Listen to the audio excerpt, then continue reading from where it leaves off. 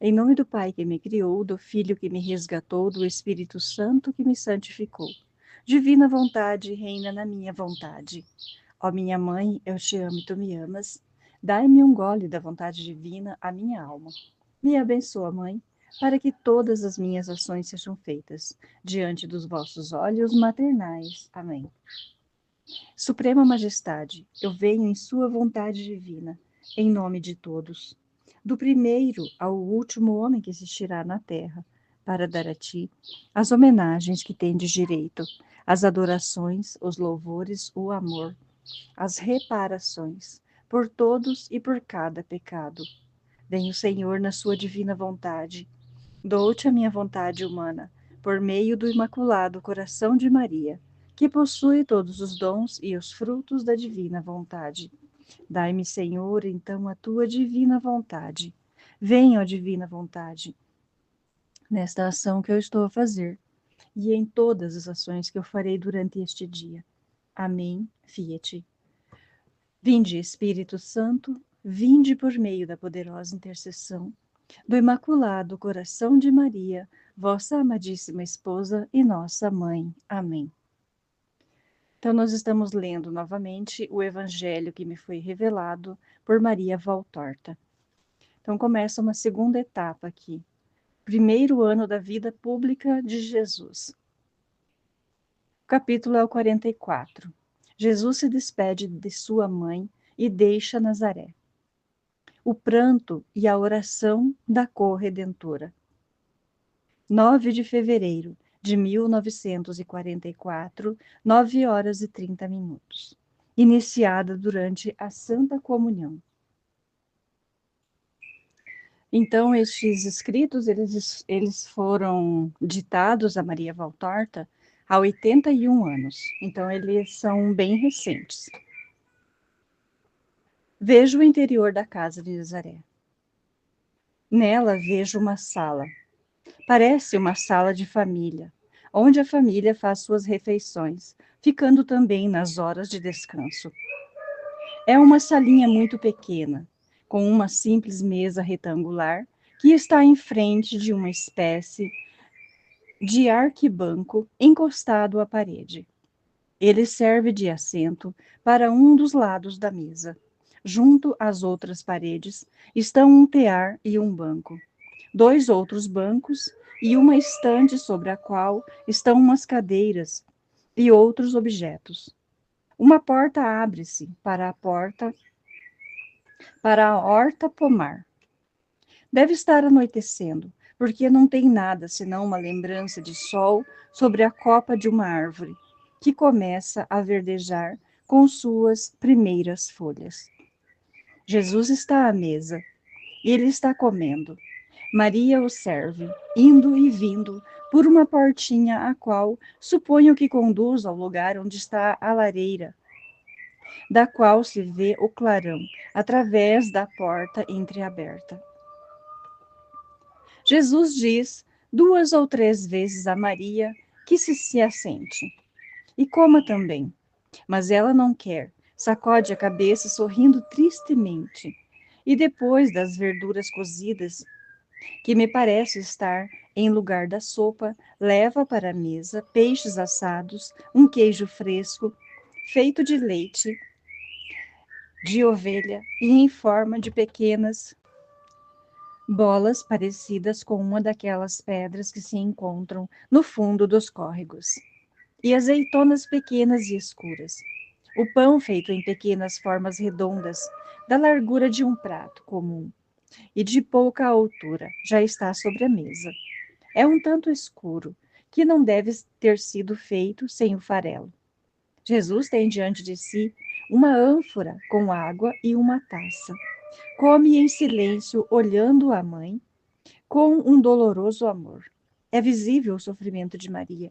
Ela vai e vem para mostrar compostura. Ainda há luz suficiente, mas ela acende uma candeia e a coloca perto de Jesus. Ao esticar o braço para isso, acaricia a cabeça de seu filho furtivamente. Torna a abrir um alforge, que me parece feito com aqueles tecidos feitos à mão, com lã virgem, por isso impermeável, da cor de avelã. Ela procura dentro alguma coisa, sai para o pequeno pomar e vai até lá no fundo, em uma espécie de esconderijo, saindo com uma das maçãs, um pouco de um pouco murchas, que certamente se conservaram desde o verão, colocando-as no alforge. Depois pega um pão e um queijo e os põe junto, por mais que Jesus não queira, dizendo que o que está lá dentro já basta. Maria se aproxima da mesa novamente, do lado da passagem mais estreita, à esquerda de Jesus, e fica olhando-o comer. Ela olha para ele com angústia, com adoração, com o rosto ainda mais pálido que o de costume, que o sofrimento faz parecer envelhecido, com os olhos maiores marcados com uma sombra, indício de lágrimas já derramadas. Parecem também mais claros que de costume, como se tivessem sido lavados pelo pranto presente neles, pronto para cair. São dois olhos cheios de dor e de cansaço. Jesus, que come devagar e claramente contra a vontade, somente para contentar a mãe, está mais pensativo do que habitualmente. Levanta a cabeça e a olha. Encontra um olhar cheio de lágrimas, inclinando então a cabeça para deixá-la mais à vontade, limitando-se a segurá-la pela delicada mão que ela está apoiando à beira da mesa.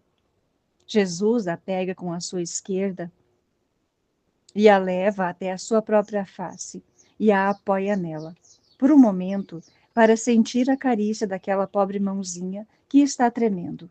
Depois a beija no dorso com muito amor e respeito. Jesus continua a comer e Maria sai rapidamente para o pequeno pomar, onde a luz já é bem pouca e desaparece. Jesus apoia o cotovelo esquerdo sobre a mesa e sobre a mão apoia a fronte, mergulhando-se em seus pensamentos, parando de comer. Depois parece procurar escutar algo e se levanta. Sai também ele para o pomar e, ao dar uma olhada ao redor, dirige-se à direita, em relação ao lado da casa, entrando pela abertura de uma parede rochosa, em um quarto que eu reconheço ser a oficina do carpinteiro, que desta vez está toda em ordem, sem tábuas nem maravilhas e sem o fogo aceso. Ali estão o banco grande e os utensílios, tudo em seus lugares. Só isso. Curvada sobre o banco, Maria está chorando.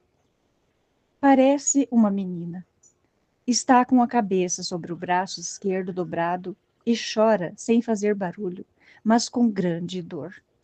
Jesus entra devagar e se aproxima dela, tão levemente que ela só percebe que ele está ali quando o filho lhe pousa a mão sobre a cabeça inclinada, chamando-a mãe, com uma voz de amorosa censura. Maria levanta a cabeça, olha para Jesus através de um véu de lágrimas e se apoia nele, com as suas mãos unidas, segurando-o pelo braço direito. Jesus lhe enxuga o rosto com a beira de sua larga manga e depois a abraça, atraindo-a sobre o seu coração e beijando-a na fronte. Jesus está majestoso. Parece mais viril que de costume. E Maria parece mais menina, exceto no rosto, que está marcado pela dor. Vem, mãe, lhe diz Jesus, e segurando-a apertada contra si, pelo braço direito, dirige-se para o pomar, onde se assenta em um banco à frente da parede da casa. O pomar está silencioso e, enfim, escuro. Vê-se apenas um belo luar e a luz que vem da sala de jantar. A noite está serena. Jesus fala a Maria. A princípio, não entendo as palavras, apenas murmuradas, as quais Maria, com a cabeça, assente. Depois eu ouço. Faz que venham os parentes. Não fique sozinha. Eu ficarei mais tranquilo, mãe, e tu sabes que preciso estar tranquilo para cumprir a minha missão. O meu amor não te faltará. Eu virei frequentemente e mandarei avisar-te quando estiver na Galiléia, não podendo vir até em casa. Neste caso, tu irás a mim. Mãe, esta hora tinha que chegar. Ela começou aqui, quando o anjo te apareceu. Agora ela chegou. Nós devemos vivê-la, não é verdade, mãe? Depois virá a paz, da provação superada e a alegria. Primeiro precisamos atravessar este deserto como os antigos pais fizeram para entrarem na terra prometida. Mas o Senhor Deus nos ajudará, como ajudou a eles, e nos dará a sua ajuda como um maná espiritual para nutrir nosso espírito e no esforço da prova. Vamos dizer juntos o Pai Nosso. Jesus se levanta e Maria com ele, erguendo os rostos aos céus. Duas hóstias vivas que brilham na escuridão. Jesus diz lentamente, mas com voz clara, e destacando as palavras, a oração dominical. Destaca de modo especial as palavras destas frases: Venha a nós o vosso reino, seja feita a vossa vontade. Separando bem essas duas frases das outras. Ele reza com os braços abertos, não propriamente em cruz, mas como fazem os sacerdotes, quando se dirigem ao povo dizendo: O Senhor esteja convosco. Maria conserva suas mãos unidas. Depois voltam para casa. E Jesus, que eu nunca vi beber vinho, despeja em uma taça de uma ânfora apanhada na estante um pouco de vinho branco e o leva para a mesa. Pega Maria pela mão e faz que ela se assente perto dele e beba daquele vinho, no qual molha uma pequena fatia de pão, fazendo depois que ela o coma. A insistência dele é tanta que Maria cede. Jesus bebe o que resta do vinho. Depois disso, aperta a mão ao seu lado, aperta a mãe ao seu lado e a segura assim junto ao seu corpo, pela parte do coração. Nem Jesus nem Maria estão deitados, mas sentados, como nós nos sentamos. Não estão falando mais, estão esperando. Maria acaricia a mão direita de Jesus e seus joelhos. Jesus faz uma carícia ao braço e à cabeça de Maria. Em seguida, Jesus se levanta e Maria também, e se abraçam e se beijam amorosamente muitas vezes. Parece que querem se deixar, mas Maria torna a apertar contra si o seu filho. É a Virgem Santa, mas é uma mãe, enfim. Uma mãe que precisa separar-se do seu filho, sabendo qual vai ser o fim daquela separação. Ninguém me venha mais dizer que Maria não sofreu. Antes, acreditava pouco nisso, mas agora estou convencida. Jesus pega o manto azul escuro e joga-o sobre as costas e a cabeça como um capuz. Depois pendura a tiracolo o alforge, de modo que não lhe dificulte o andar. Maria o ajuda. Parece que não vai terminar nunca de ajustar-lhe a roupa, o manto e o capuz. E enquanto assim faz, ela ainda o acaricia. Jesus vai até a saída, depois de ter traçado um gesto de bênção sobre a sala.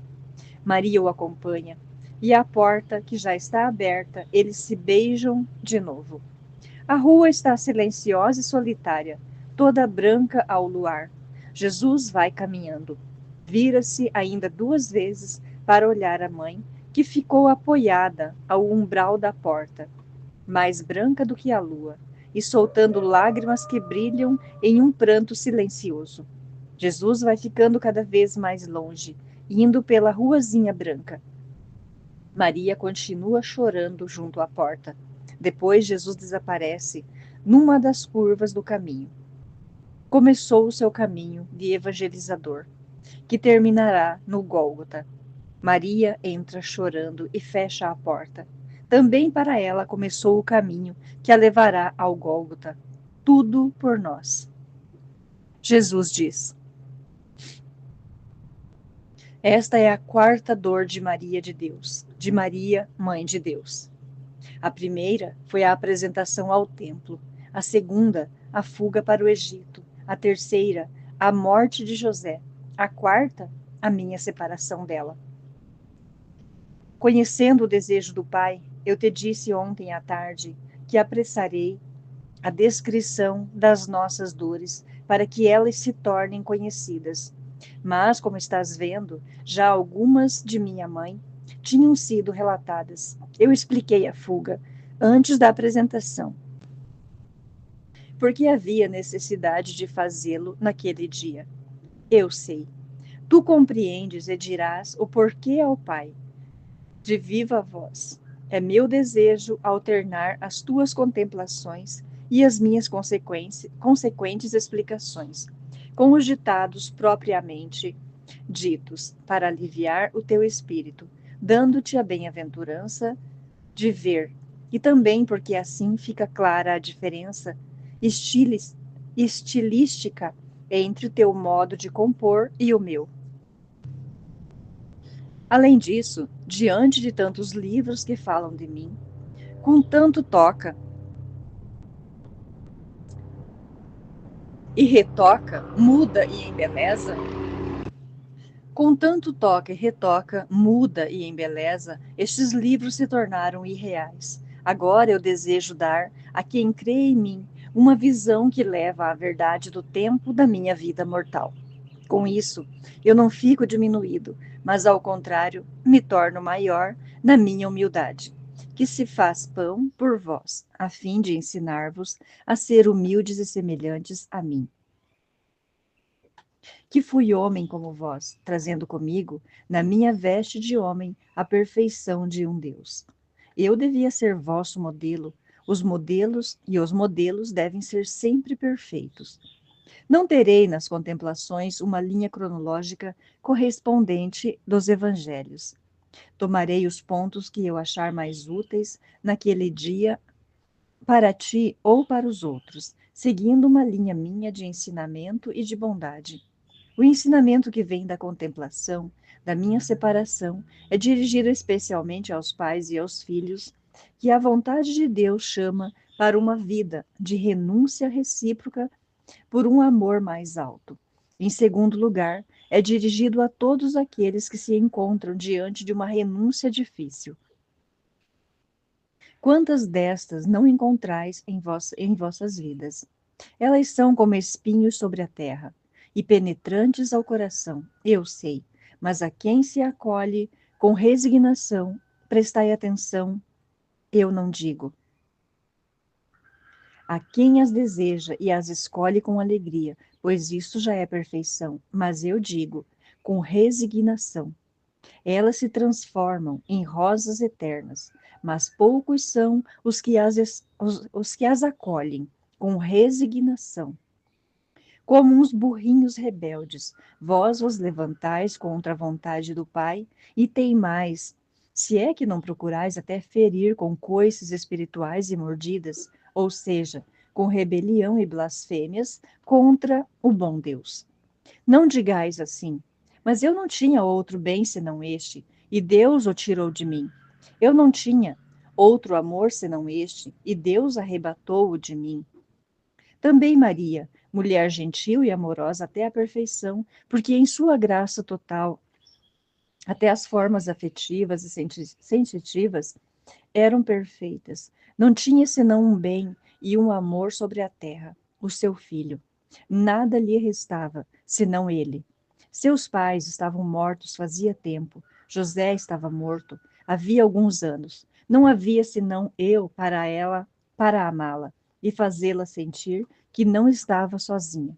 Os parentes, por causa de mim, de quem eles não conheciam a origem divina, lhe eram um pouco hostis, como se fosse uma mãe que não sabe se impor ao filho, que sai do bom senso, que recusa os casamentos que lhes são propostos, os quais poderiam trazer prestígio para a família e até ajuda.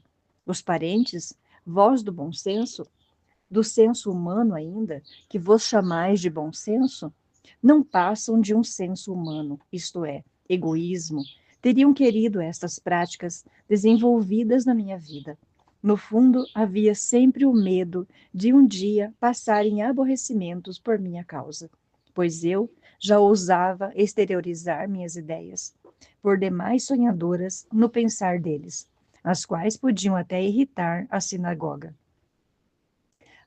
A história hebraica estava cheia de ensinamentos sobre a sorte que tiveram os profetas. Não era frágil a missão do profeta, pois muitas vezes acarretava a morte dele e aborrecimentos para a sua parentela. No fundo, estavam sempre com o pensamento de que teriam um dia de cuidar de minha mãe. Por isso é que, ao verem que ela não se opunha a mim em nada, e até parecia viver numa contínua adoração perante o filho, e isso os irritava. Esta antipatia haveria de ir crescendo ao longo dos 3 anos do ministério, até culminar em censuras abertas, quando me encontravam no meio das multidões e se envergonhavam, como diziam, da minha mania de ficar provocando as castas poderosas. Censuras a mim e a ela, a minha pobre mãe.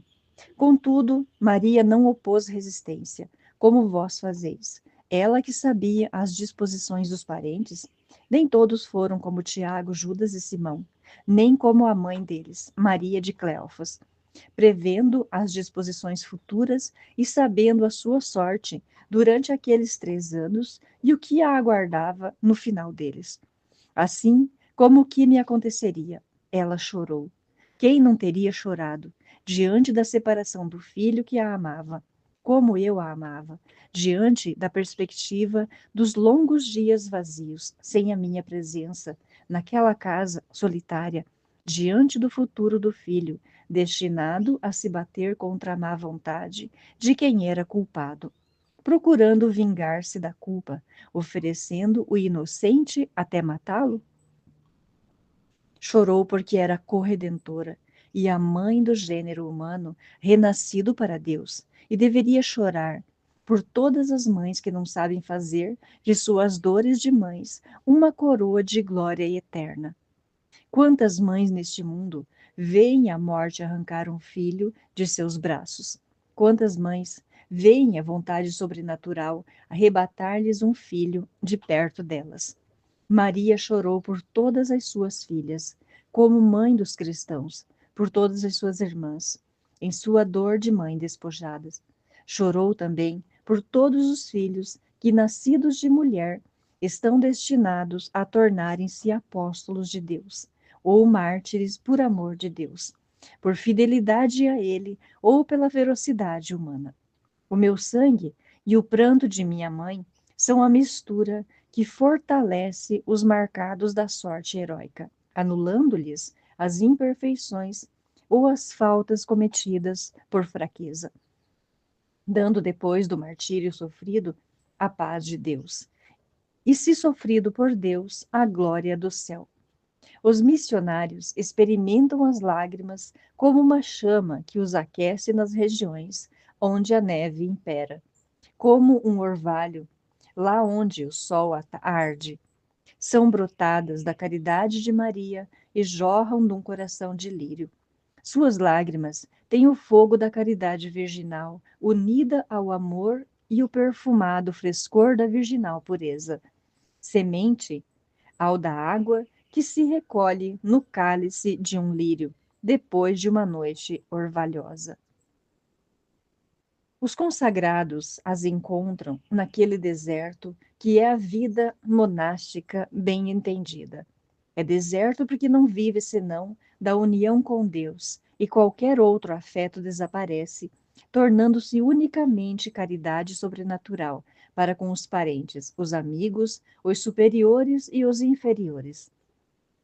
São encontradas pelos consagrados a Deus no mundo que não se entende e não os ama. É deserto também para eles, pois vivem como se estivessem sozinhos.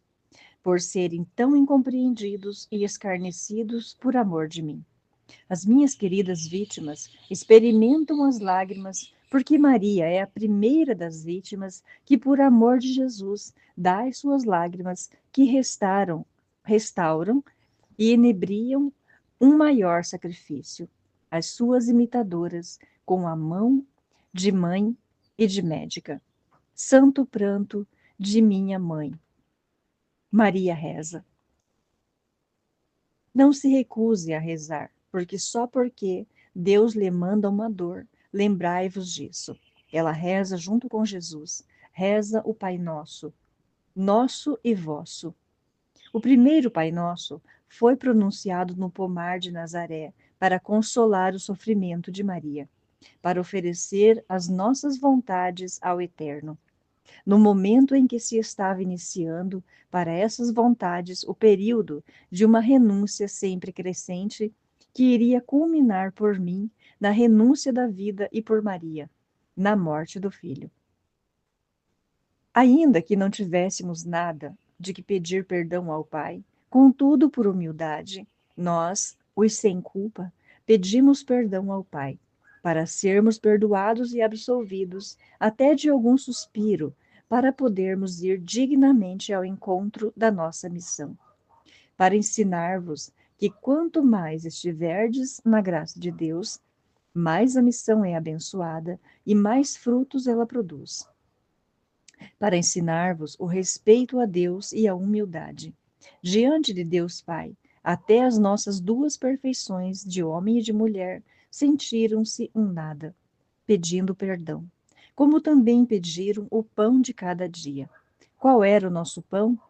Oh, não aquele amassado pelas mãos puras de Maria e assado no pequeno forno, para o qual tantas vezes eu tinha ajeitado feixes e braçadas de lenha. Também aquele é necessário, enquanto estivermos sobre a terra. Mas o nosso pão de cada dia era aquele de fazer dia após dia a nossa parte da missão, que Deus nola desse cada dia, porque cumprir a missão que Deus dá é a alegria do nosso dia. Não é verdade, pequeno João? Jesus chama a Valtorta de João. Não dizes, tu também, que o dia te parece vazio, parecendo não existir. Se a bondade do Senhor te deixa um dia sem a tua missão de dor? Maria reza junto a Jesus. É Jesus quem vos justifica, meus filhos. Sou eu que torno aceitáveis e frutuosas as vossas orações junto ao Pai. Eu já vos disse, tudo o que pedirdes ao Pai em meu nome, ele vos concederá, e a Igreja valoriza as suas orações dizendo, por Jesus Cristo nosso Senhor. Quando rezardes, uni-vos sempre, sempre, sempre a mim. Eu rezarei em alta voz por vós, cobrindo a vossa voz de homens com a minha de homem Deus. Eu colocarei sobre as minhas mãos transpassadas a vossa oração e a elevarei até o Pai. Ela se tornará uma hóstia de preço infinito. A minha voz misturada com a vossa subirá como um beijo filial ao Pai, e a púrpura das minhas feridas tornará precioso o vosso rezar. Permanecerei em mim, se queres que o Pai permaneça em vós, convosco por vós. Terminaste a narração dizendo, por nós, e querias dizer, por nós que somos tão ingratos para com Deus, para com dois que subiram ao Calvário por nós. Fizeste bem em colocar estas palavras. Coloca-as cada vez que eu te fizer uma das nossas dores. Sejam como um sino que toca e que a chama, convidando a meditar e a arrepender-se. Agora basta. Repousa. A paz esteja contigo. Amém. Fiat. Jesus, eu confio em vós.